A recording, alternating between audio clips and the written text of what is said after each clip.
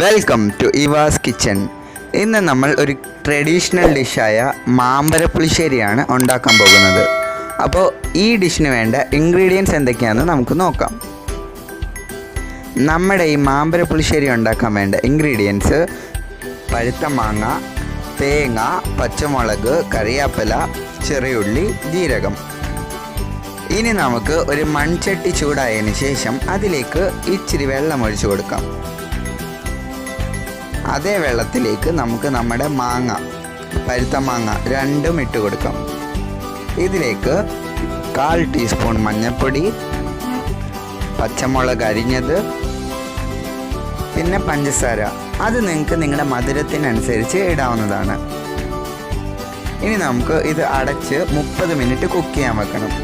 അപ്പോൾ 30 മിനിറ്റായി നമ്മുടെ മാമ്പഴം ഇതാ വെന്ത് വന്നിട്ടുണ്ട്. ഇതിലേക്ക് നമുക്ക് ഈ പേസ്റ്റ് ഇട്ട് കൊടുക്കാം. ഈ പേസ്റ്റ് എന്താണെന്ന് വെച്ചാൽ തേങ്ങ, ജീരകം, ചെറിയുള്ളി, ഇത്രയും സാധനം അരച്ചെടുത്ത പേസ്റ്റാണ്.